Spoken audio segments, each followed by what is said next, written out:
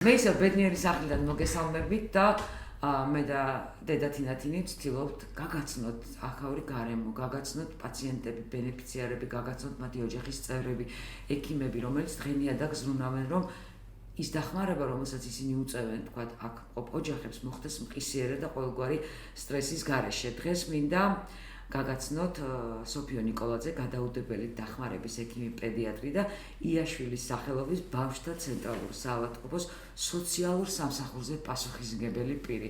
ახლა მე მჭირდება დახმარება, რომ მივხვდე რა ვთქვი. გამარჯობა. და პირველ რიგში მადლობა იმ ყველაფრისთვის, რასაც აკეთებთ აქაურობისთვის. მოგესალმებით, მივესალმებით ჩვენს მაყურებელს. პირველ რიგში დიდი მადლობა გადაცემაში მოწვევისათვის. და მე დღეს ვისაუბრებ ერთ-ერთ განსაკუთრებულ, შესაძლოა ითქვას უნიკალურ შემთხვევაზე, 15 წლის მოზარდზე, რომელიც 2023 წელს ჩვენს კლინიკაში გადმოყვანილი იქნა კატასტროფის ბრიგადის მიერ მშობლის დედის თანხლებით საეჭვო ონკოლოგიური დაავადების დიაგნოზით. კლინიკაში შემოსული თითოეული პაციენტის მართვაში ერთ-ერთი მნიშვნელოვანი როლი სწორედ გადაუდებელი დახმარების ფუნქცია ინიჭება. სწორედ რომ დაავადება იწყება სწორი კომუნიკაციით, რაც გულისხმობს მედპერსონალის მხრიდან ამ დაავადების შესახებ სათანადო ინფორმაციის მიწოდებაში, რომელიც შემდგომ უზრუნველყოფს მზაობას ამ დაავადების მიმართ. ანუ მშობელს უნდა შეატყობინოს, თქვა მშობელს უნდა აუხსნა თუ პაციენტს რაღაც ეთიკა ხო არსებობს სამედიცინო, ხო? დიახ, ვიცით როგორ არის, როდესაც ხდება დიაგნოზირება ამ დაავადების, უნდა ემპათიურად, უნდა საკუთარ დაავადების მსგავსად გაითავისო, რადგანაც ბავშვს ახლავს ოჯახის წევრები, გულშემატკივარი ადამიანი, რომელიც ასევე თანამონაწილეა ამ დაავადების და ძალიან დიდი მნიშვნელობა აქვს პირველ შემხვედრ ადამიანს, პირველ კომუნიკაციას, თუ რა ფორმით მიაწოდებს ინფორმაციას ამასთან დაკავშირებით. და ემოციური ინტელექტი გადაუდებელი დახმარების ექიმისთვის არის ერთ-ერთი მნიშვნელოვანი. და სწორედ ეს არის, როდესაც ჩვენ ეჭვი გვაქვს ამ დაავადებაზე და შემდგომ უკვე ხდება მისი მოთავსება კონკრეტულ დეპარტამენტში, განყოფილებაში, სადაც უკვე კვლევების გაღრმავების შედეგად ხდება დიაგნოზის დასმა. თუმცა მოდი ეს შემთხვევა ძალიან მინდა რომ გავიხსენოთ. 15 წლის ბიჭი გაურკვეველი დიაგნოზით, ალბათ რაღაც კონკრეტული სიმპტომები იქნებოდა, რაც საერთოდ სულაც იძლევა, მაგრამ პრინციპში დიაგნოზი ჯერ გაურკვეველია. რა შვება გუნდი, რომელიც ხვდება აი ასეთ პაციენტს? ასეთი პაციენტი შემოდის გადაუდებელი დახმარების დეპარტამენტში, იგეგმება და სრულდება შესაბამისი კვლევები, ლაბორატორიული და ინსტრუმენტული. ასევე ხდება კონსულტანტის, კომპეტენტური ადამიანის ჩართულობა, სპეციალისტის, ონკოჰემატოლოგის და მასთან შეთანხმებით შემდგომ ეს პაციენტი თავსდება ონკოჰემატოლოგიურ დეპარტამენტში, სადაც მიმდინარეობს მისი შემდგომი მკურნალობა და მეთვალყურეობა. და თან სანამ ალბათ ბავშვი თავის ოჯახიანად ამ სხვადასხვა კვლევას გადის, მანდაც აუცილებელია სწორი კომუნიკაცია ემოციურად დაავადებული ადამიანისგან, რომ თქვა პანიკაში არ ჩავარდეს, ხო? აი ამას აქვს ძალიან დიდი მნიშვნელობა. ეს განყოფილება ემერჯენსის არის, ამიტომ უნიკალური, თან ის აძლევს შესაძლებლობას მშობელს და ბავშვსაც, ხო, პირველი ნაბიჯი არის, რომ სიმშვიდე უცებ დაეუფლოს, რომ აი უკვე აქ ვარ და მე ყველაფერი კარგად იქნება, ყველაფერი კარგად დასრულდება და ის სწორედ ამას გულისხმობს, რომ ძალიან მნიშვნელოვანი არის ეს განყოფილება, ეს დეპარტამენტი და შემდეგ უკვე იქ ძალიან მიყვარს ეს განყოფილება, როგორ თქვა, ძალიან კარგი ადამიანები მუშაობენ, ხო? აი, საავადმყოფოში რაღაცა ხო ისეთი არის, მაგრამ მიყვარს იმ კუთხით, რომ კარგი ადამიანები მუშაობენ, სწრაფად ყველაფერს აკეთებენ და არის ხოლმე რა იცი და მე ბევრჯერ როდესაც ბავშვები მიყვანია, ჩემი ბავშვი სახლიდან, ექიმთან შეთანხმებით, როდესაც რაღაც გაურთულდება, შემყავს და ურიგოდ მივდივარ და ზოგი ადამიანი და მშობელია სწორად ეს არის სიცხე აქ მაგალითად მხოლოდ და რაღაც ვირუსი აქვს და არის პანიკაში, რომ მე უფრო ადრე მოვედი და შენ რატო შედიხარ. ანუ ეგეც ძალიან მნიშვნელოვანია, როდესაც არიციან ამ განყოფილების სპეციფიკა. იქ როდესაც შედიხარ იმის მიხედვით, ვინ როგორი სიმძიმის არის, ახლა ამას უფრო კარგად სოფო იტყვის, მაგრამ ჩემი ბავშვები ზუსტად იციან იციან რომ წამიერად უნდა მოხვდნენ შიგნით და უნდა დაიწყონ მაშინათვე ეს ყველა დახმარება რაც მას ჭირდება. შემოდიან კლინიკაში ენზიმის გათვალისწინებით, რაც დედათინათინმა ახლა კარგად აღნიშნა და სწორედ აი ამ გუნდის მიერ პირველად კომუნიკაციას აქვს ძალიან დიდი მნიშვნელობა, რადგანაც ძლიერი თავისებური ურთიერთობისთვის არიან ყოველთვის გახსნილები. მათ ჭირდებათ თავის ენაზე, ყველას ჭირდება გასაღები თავისი. და ამავდროულად მშობელსაც ჭირდება ყველაფრის ახსნა და ეს ძლიერი მხარდამჭერი სისტემა ბავშვისთვის არის ფასდაუდებელი. ნამდვილად. მე მგონი დიდისთვისაც ვიტყოდი, რომ ზრდასრული ადამიანიც სუნთად მშვიდად არ არის, როდესაც ის სამედიცინო დაწესებულებაში შედის, იმიტომ რომ არავინ რა დიაგნოზის უკან რა შეიძლება იდგეს, მაგრამ დღეს უკვე ვიცი, რომ განაჩენი არაფერი აღარ არის, თუ დროულად და მყისიერი დახმარება გაეწია, ხო ასეა? განწყობას თუ აქვს რეალურად მნიშვნელობა შემდეგ უკვე ბავშვისთვის ან მშობლისთვის კურნალობისას. აი რაზეც დავიწყეთ საუბარი. უდიდესი მნიშვნელობა აქვს. ხა მე როგორც ადამიანი, ვინც ამას ამდენი წელია, ხო? განწყობა არის ყველაზე მთავარი და მნიშვნელოვანი და ყველა მშობელს ვეუბნები ყოველთვის და ვთხოვ რომ შენ ნუ გეშინი, ამიტომ რომ შენი შიშისგან ეს პირდაპირ გადაედება ბავშვს და მერე მასაც უფრო ეშინი აქვს, მერე კითხვები აი რაღაც ესე იგი საშიშროება ელოდება ძალიან დიდი და ამიტომ სულ ვთხოვ მშობლებს რომ რაც შეიძლება თავის შეიკავონ, არ იფიქრონ და ამ სახლშიც ამაზე ძალიან ბევრს მუშაობთ.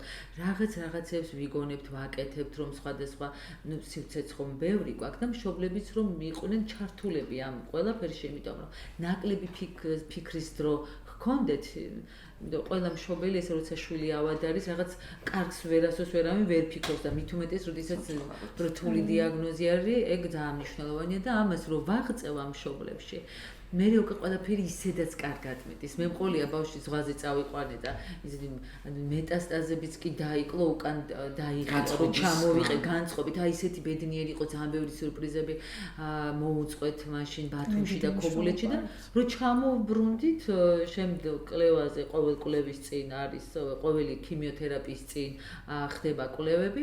აი ამ კლევებზე აღმოაჩინეს, რომ იყო ძალიან ისე კარგად დაკლებული ეგ ყველა მისი წარმონაქმნი და მაშინ ნუ რა თქმა უნდა მხოლოდ განწყობითაც აუცილებლად კომბინირებული უნდა იყოს მკურნალობასთან ერთად, ნუ იმ კურნალობას ეს ძალიან დაეხმარა და ამიტომ განწყობას უდიდესი მნიშვნელობა აქვს და მაგრამ ეს როდესაც ხდება ამ ბედნიერ სახლში თქვენ უკვე წლებია ამ საქმით ხართ დაკავებული, მეტნაკლებად უკვე სიტყვის გარეშე გესმით ერთმანეთის იცით. მეორეა საავადმყოფო, სადაც დინამიკა არის ბევრად უფრო სწრაფი და ძლიერი ვიდრე აქ. იქ ჭირდებათ მყისიერად გადაწყობა მშობლიდან მშობელზე, ბავშვიდან ბავშვზე და ასე შემდეგ. ყავთ ფსიქოლოგი თქვათან ვიღაც ადამიანი ამ დარგიდან, რომელიც ცდილობს რომ თქვენს ფსიქოემოციურ მდგომარეობაზე იზრუნოს და შემდეგ ოჯახის. და არის ფსიქოლოგი, რომელიც აქტიურად არის ჩართული ბავშვთან, მშობლებთან. და ერთია რომ სამედიცინო, ერთია რომ საავადმყოფოს თავაზობს პაციენტს სამედიცინო მომსახურებას და მეორე როც არის მხარდაჭერა, რაც ძალიან მნიშვნელოვანია გათავისება ამ დაავადების და გაზიარება მასთან ერთად და აი თანაბრძოლა ერთად პაციენტთან. გაზიარებაზე გამახსენდა მეგობრებო, მოიწონეთ ჩვენი ვიდეო. შედით მოინახულეთ სხვა ჩვენს მიერ დადებული გადაღებული ვიდეოები, არხიც მოიწონეთ, ეს დაგვეხმარება რომ უფრო მეტმა ადამიანმა გაიგოს რომ ქალაქის ცენტრში არსებობს ბედნიერი სახლი, სადაც ძალიან მძიმე დღეებს გადიან ბავშვები და არა მარტო ბავშვები, მათი მშობლებიც, თუმცა დედათინათინის დახმარებით ეს ყველაფერი ძალიან ფერადია, აქ ძალიან დიდი სივრცეა ოპტიმალურად გამოყენებული, აი ახსენა ახლა დრო არჩებათ მშობლებს და ბავშვებს რომ იფიქრონ რაღაცა ცუდზე, იმიტომ რომ ეს ყველაფერი ამ პროცესს ალბათ თან ახლავს და ადამიანურია რომ რაღაცა ცუდებზეც ვიფიქროთ. თუმცა მოიწონეთ ეს გვერდი რომ რაც შეიძლება მეტმა ადამიანმა ვნახოთ. ეხლა დაუბრუნდეთ ისე იმ თანმიმდევრობა რომ პროცესი რომ წარმოვიდგინოთ მოთევს და ონკოჰემატოლოგიურ დეპარტამენტში, სადაც დაიწყო მკურნალობა და გარკვეული დროის შემდგომ მკურნალობის პროცესში ბავშვს დედა გარდაეცვალა. აი ეს იყო ბავშვისთვის რთულად გადასალახი პერიოდი და ამ დროს ბავშვი აღმოჩნდა მარტო. მინდა აღვნიშნო კლინიკის მედპერსონალის უდიდესი მხარდაჭერა და ზრუნვა ამ პაციენტის მიმართ, განსაკუთრებით მკურნალი ექიმი ნინო ტოტოღაშვილი და მისი გუნდი ექიმების და ექთნები, რომელთა როლი პაციენტის განკურნებაში არის ფასდაუდებელი. ისე ექთნები არ არის ჩვენთან დაფასებული სათანადოდ. ექთნები არიან დროა რომ დავფიქრდეთ ამ ადამიანებზე. ექთნები არიან ის ადამიანები, რომლებიც ძალიან ბევრ დროს ატარებენ პაციენტებთან. და ხშირად უთქვამს ერთთანს, რომ იმაზე მეტ დროს ვატარებ ჩემს პაციენტებთან, ვიდრე ჩემს შვილებთან და ისინი კარგად იაზრებენ ამ ყველაფერს. ხო, მათ ისე ვიტყოდი, რომ შესიხორცებული ყავთ ეს ბავშვები და მათი პრობლემები, ოჯახები და გათავისებული ყავთ ეს ყველაფერი. იციან, რასთან აქვთ საქმე ზუსტად. კი, ზუსტად ნამდვილად ესეა და მინდა აღვნიშნო ასევე კლინიკის ადმინისტრაციის უდიდესი მხარდაჭერა. თანადგომა, სწორი და დროული რეაგირება ბავშვის პრობლემის გადაჭრასა და მოგვარებაში და ასევე მოხდა სოციალური სამსახურის, სახელმწიფო სოციალური სამსახურის მყისიერი რეაგირება ამ პროცესში და სწორედ რა ევალება სოციალურ სამსახურს მე თავიდანვე მიდოდა მეკითხა უბრალოდ ძალიან საინტერესო თემამ გამიტაცა დაუბრუნდეთ ისევ სოციალურ სამსახურზე პასუხისმგებელი პირი გახლავთ სოფიო. რას ნიშნავს სოციალური პასუხისმგებლობა, რომ აღებული გაქვს შინს თავზე? ეს ნიშნავს იმას, რომ საერთოდ ბავშვისთვის ყველაზე ოპტიმალური და იდეალური გარემო ეს არის სახლი და ოჯახი. სადაც ბავშვი ცხოვრობს საკუთარ მშობლებთან, მაგრამ როდესაც ამის შესაძლებლობა რაღაც გარკვეული რიგი პრობლემების გამო არ არის, ამ შემთხვევაში ერთვება სოციალური სამსახური და მისთვის იწყებს მოძიებას მიმღები ოჯახის, ბავშვთა სახლის. ხშირია ასეთი ბავშვები, რომლის ბედშიც, მოდი ასე ვთქვათ, ერევა სოციალური სამსახური, იმიტომ რომ ძალიან მძიმე თემაა ალბათ. ხშირია. ხშირად არის ესეთი შემთხვევები.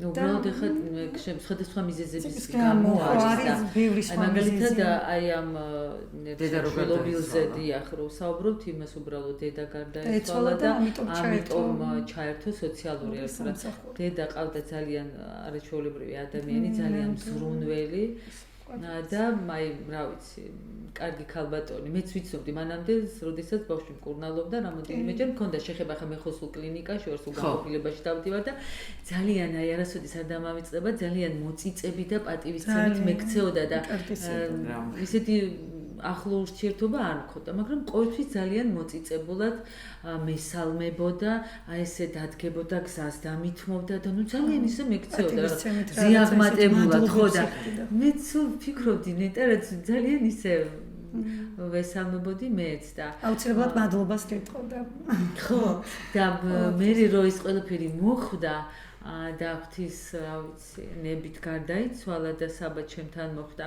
აი რატომღაც ვფიქრობ რომ ნეტა აი რაღაცნაირად შინაგანი განცდა ამის ხო არ ქონდა რომ ჩემთან იქნებოდა ხო ეს ბავშვი იმიტომ რომ მართლა განსაკუთრებულად მეკცეოდა ეს ადამიანი არ ვიმსახურებდი იმდე ხო არც კი ვიმსახურებდი თქო ვფიქრობ მისგან ასეთ ყურადღებას ხო აი ეგრე იყო ეს ამბავი და ეს სოფშენ დამირეკე ხო მე მგონი აღარ მახსოვს იცით როგორ იყო აი ეს იყო ქალბატონი მოდით ორიოდე სიტყვით დედაზეც ვისაუბრებ ძალიან კარგი ადამიანი რომელიც ყველა მანიპულაციის შემდგომ მადლობას გვეუბნებოდა მედპერსონალს ამას ძალიან დიდი მნიშვნელობა აქვს მადლიერი ადამიანი და სწორედ აი ამ რთულ გზაზე გამოჩნდა დედა თინათინი რომელიც მანამდე არაერთი ბავშვის მზრუნველობა მეთვალყურეობაში იყო ჩართული და მისი მხარდაჭერით ბერი ანდრიას ფონდმა ჩვენი მოზარდის ცხოვრებაში უდიდესი როლი იქონია.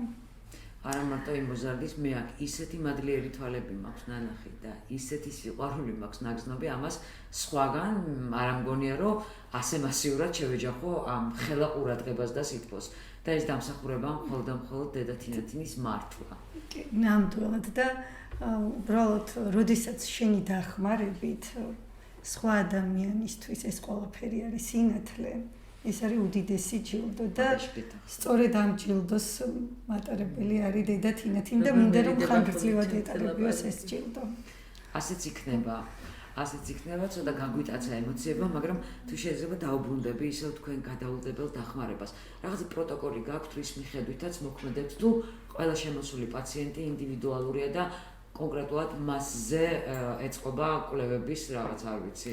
ჩვენ რაოდენობა ან რიგითობა. პროტოკოლი, რომლის მიხედვითაც თითოეულ დაავადებას თავისი პროტოკოლი აქვს და იმის მიხედვით ხდება ხელმძღვანელობა.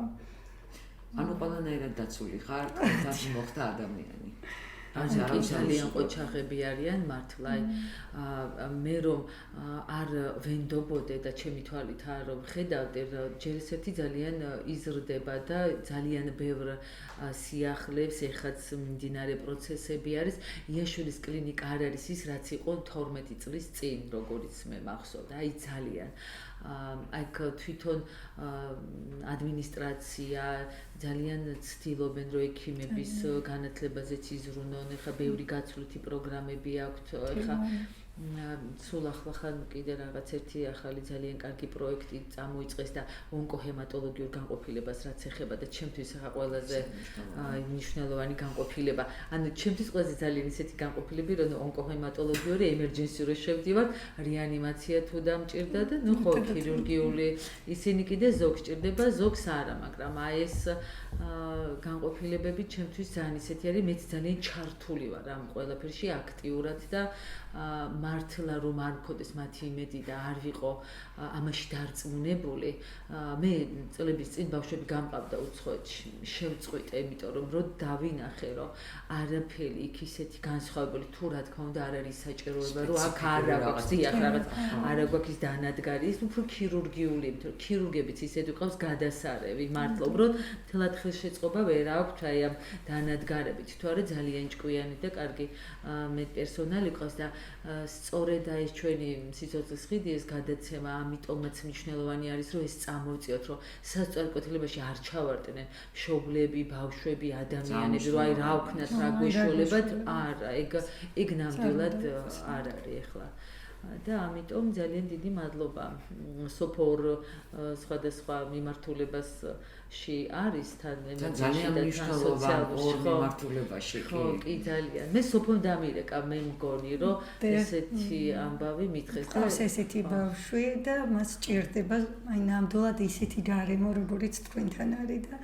მოვიდა დედა თინათინი წამში გაჩნდებოდა. ნამდვილად ისედაც ყოველთვის ჩვენს კლინიკაშია და გაისაუბრა ამ ჩვენს მოზარდს და მინდა აღვნიშნო რომ ერთია რომ ბავშვის ზრუნველობა მეთვალყურეობას იღებს ფონდი და დედა თინათინი და მეორე როდესაც განათლების ხელმისაწვდომობას უზრუნველყოფნა. ეს ძალიან ეს არის ერთ-ერთი მნიშვნელოვანი რგოლი და როგორც სოციალურ სამსახურზე პასუხისმგებელი პირი, გარდა იმისა, რომ ბავშვის ფიზიკური, სულიერი და სოციალური კეთილდღეობა არის მნიშვნელოვანი, ამავდროულად მნიშვნელოვანია განათლებაც.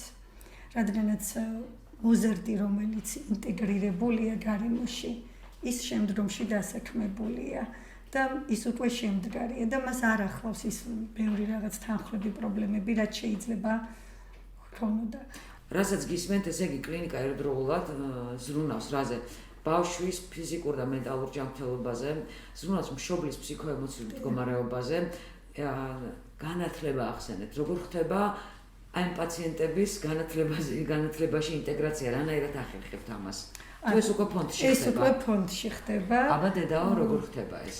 ხო, ნუ ჯერ სანამ მე არ ვიცნობდი ესე კარგად ესე იგი საბუკას, მაშინ ვკითხე სოფოს დაურეკე და ვკითხე რომ აი რას ფიქრობ, რა მოსწონს, რა არ მოსწონს, იმიტომ რომ თქვენ უფრო ხშირი ურთიერთობა გქონდეთ და რა მიმართულებას, რას უნდა მივაქცი ყურადღება, რას ნაკლებად, ანუ ჯერ ვცდილობ რომ ბავშვი გავიცნო, მაგრამ რაღაც ინფორმაცია მინდოდა მქონოდა მასზე, რომ შემდგომ უკვე დავამყარებდი ყველანაირ ურთიერთობას, ეს პრობლემა არ იქნებოდა და ნუ ისე მოხდა რომ ქალბატონი ჟანა ისეთ პერიოდში გარდაიცვალა, რომ ჯერ კიდევ დასრულებული არ იყო მკურნალობა და მკურნალობა მოიცევდა, რა თქმა უნდა, კლინიკაში ყოფნას და ქიმიოთერაპიის გადასხმას. ჩვენ ესე დავიწყეთ, ვიყავით, ვედექი თავზე მე რაღაც პერიოდი მარინა, ვენაცვლებოდით ერთმანეთს და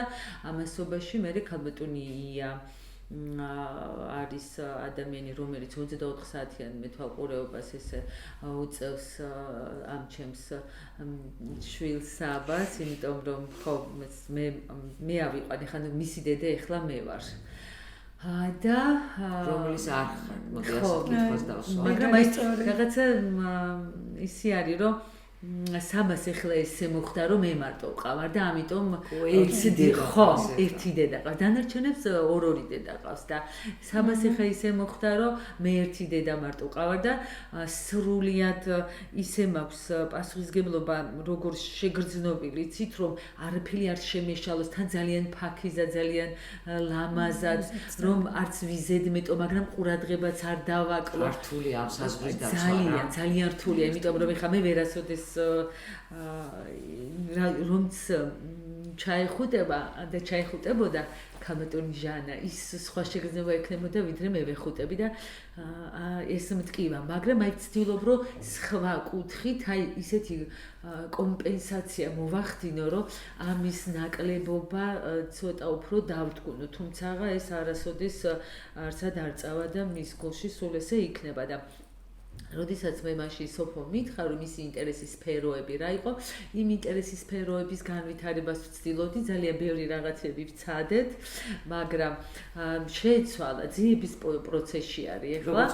და ეხლა ჩვენი გადაცემის ერთ-ერთი თანამშრომელი არის, ტიტრებს რო ადებს, აი ამ ჩვენს იმას და ეხმარება ბიჭებს ამ ყველაფერში და რაღაც აქ იპოვა თავის ადგილი, ეგ მომწონს და უკვე მაგ მოლაპარაკება ერთ-ერთ კომპანიასთან, რომელიც მას მიმართულებას შეასწავლის და ძალიან ეს მიხარია და კიდევ ძალიან ბევრი გეგმები მაქვს და აქაც მინდა ესე გავაჟღერო, რომ როდესაც უკვე 18 წლის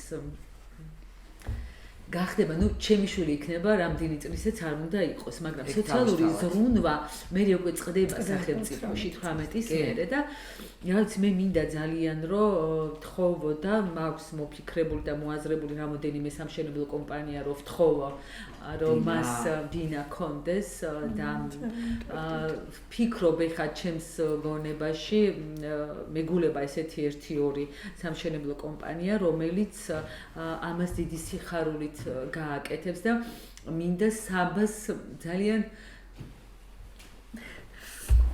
ღირსეული და ძალიან ბედნიერი ცხოვრება მოუწყო. ეხნება კიდევაც დარწმუნებულები რომ ხალხო ეს ქალი რასაც იტანს შვება და აკეთებს ეს ერთეულებსაც კი არ შეუძლიათ დედათინეთინა იმ მართლა გეუბნებით სახლში უკვე რაღაცნაირად იცინიან იმიტომ სულ ლაპარაკობ დედათინეთინზე დედას გეფიცები მართლა რომ ვერ ვასრულებ აღფრთოვანებას და ვერ ვასრულებ იმ საბადოს ძიებას საიდანაც მოდის აი ხელა სიყვარული ალბათ ისევ და ისევ ეს ბერი ანდრიას დამსახურება სულ ამას ამბობს რომ ის მაძლევს მე ამ ძალასო კი მამა ანდრია და უფალი რა თქმა უნდა და მამა ანდრია და რადგან ესე მოხდა რომ საბა მე ვიშვილე რა თქმა უნდა ვეცდები რომ ყველაფერი ის გავაკეთო რასაც გავაკეთებდი ჩემ ერთადერთ შვილს თუმცა ყველა ბავშვზე ესე ვარ ეხა მაგრამ კიდევ ერთხელ გავიმეორებ რომ საბას ეხა მარტო ერთი დედა ყავს და ამიტომ ცოტათი მეტი უნდა გავუკეთო ბოდიში დედათინათინი თუ რამეს აკეთებს ყოველთვის სრულყოფილად აკეთებს და მაქსიმალურ სტეპს შედიდის მისაღწევად და ამას აქვს ძალიან დიდი მნიშვნელობა. რა თქმა უნდა და მე კიდევ ერთხელ გთხოვთ ყველას თუ გინდათ მოდით დიღომშია რომ მკითხოთ ნებისმიერ ადამიანი მიგასწავლით მისამართს მოდით და თქვენი თვალით ნახეთ რა ხდება ბედნიერების სახლში ამ ფერად გარემოში რა ხდება ეს მართლა თქვენი თვალით უნდა ნახოთ და დედათინათინის არა მარტო საბა ყავს ესეთი ერთი შვილი მას კიდე ყავს მეორე ემილია, რომლის ერთადერთი დედაც ხართ, ხო, ასე გამოდის? არა, ემილის ერთადერთი დედა. სხვა შემთხვევაა? ხო, დიახ. მაგრამ ხომ დედა ხარ? კი, დედა ვარ ნამდვილად.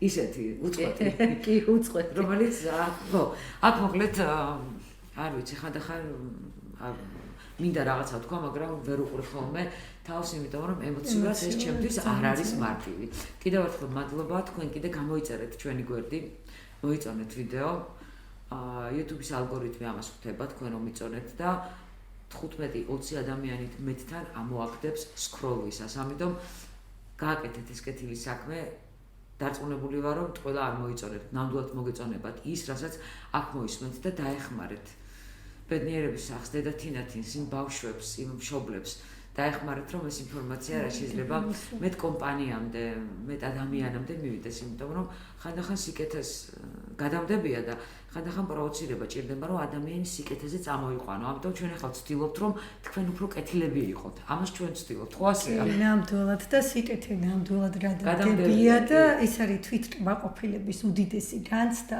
რაც რიჩენს აზერტულ დამოკიდებულებას შენი საქმის მიმართ და მინდა რომ ბევრი სიკეთის მკეთებელი ადამიანი იყოს ჩვენს ქვეყანაზე და მადლობა კიდევ ერთხელ ჩვენ შემდეგ 4 შაბათს შევხვდებით ყოველ 4 შაბათს 21 საათზე ინტერნეტ გადაცემა სიცოცხლის ხედი